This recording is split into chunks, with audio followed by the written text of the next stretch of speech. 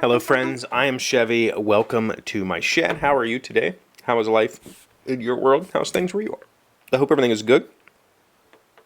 Should not have eaten the chicken before turning on the camera. It seems to be a very common problem for me, is remembering that as I walk down here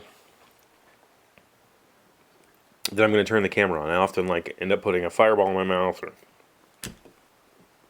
eating something, and then I spend some time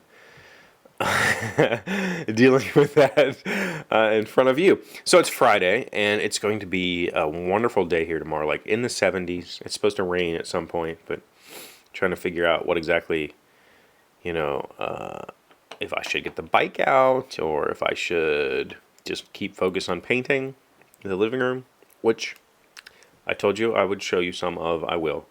I have not filmed any of it yet. I just haven't for some reason. I will film some of it. I should have filmed. There was one wall in my living room, the long wall of my living room.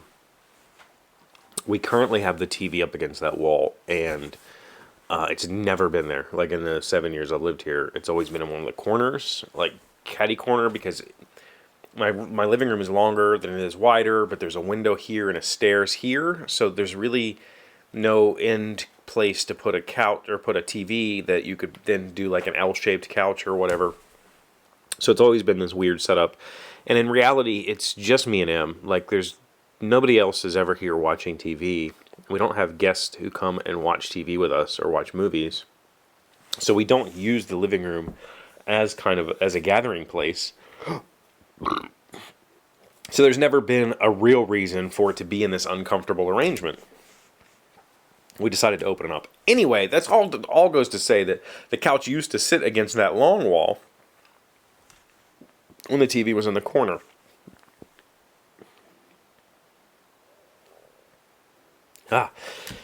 And when it was like that, that was when the girls lived here. And so that wall was really bad. Grease, like the couch set against that wall, so like hands and grease and hair and stuff against that wall. There was like this really dark line from all of that ick that ran along that wall, and there was you could see where kids put feet up on the walls or punched little holes just from hitting it with stuff, and it was really bad. And I should have filmed it, and I should have filmed like patching and all that, but I didn't. So I have one wall left in the living room that needs to be primed, and I will attempt to get some footage of it. But I do have the stairs, and the stairs will give you a good idea of how bad it really is. So I'm going to try to get some more shots as I work on it.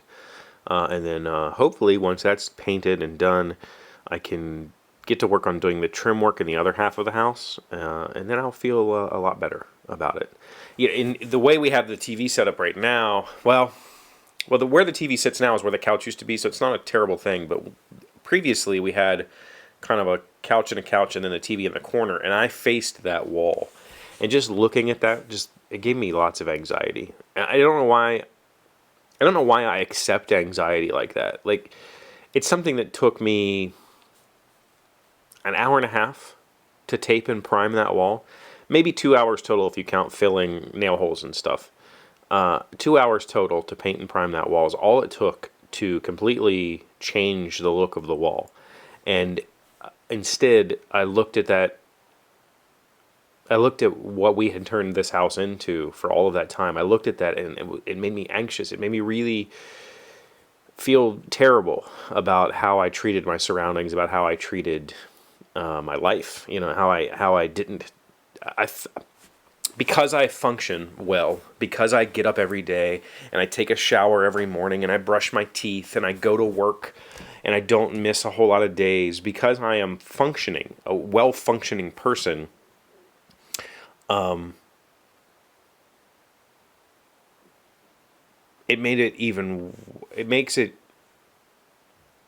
because of all of that, I don't understand why I was able to just let it all go in this space. Like, why did I not maintain? I don't know. It's really hard for me to understand that. Last night, I bought this thing I didn't buy it. Em bought me this shirt last night. I have said for a while now to my kids and to her, like, I've never owned a hoodie. I've never really enjoyed the feeling of sweatpants and sweat clothing, so I've never owned a hoodie. But I was at work the other day and I was cold, but a jacket is kind of awkward, so I was like, yeah, I'm gonna look at hoodies, and we ended up looking at hoodies, and Em was like, put it in a buggy. Put it in the buggy. And I couldn't. Like, it was giving me anxiety to think about buying myself clothing, which is,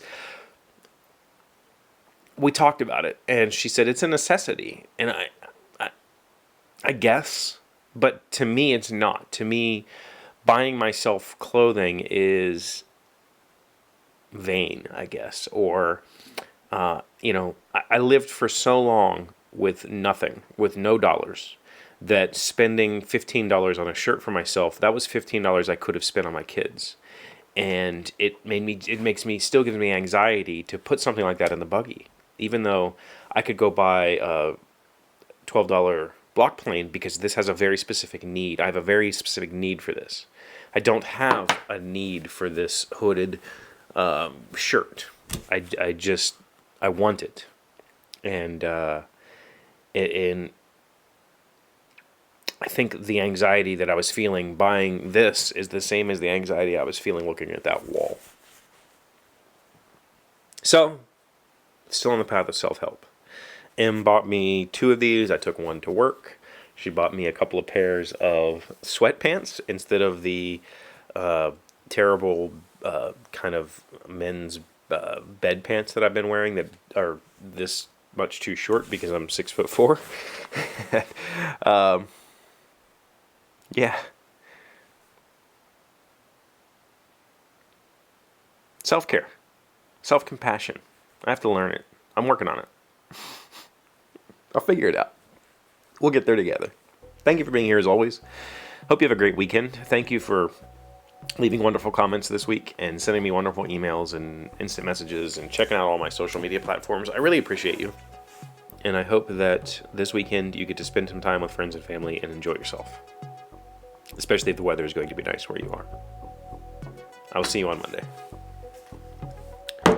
Alexa, tell me a random fact. The pitch of some crickets is so closely related to the temperature that you can use them as a thermometer. Dalberg's law tells you how to do the calculation. Thalbeer's law? I gotta look that one up. That's fun.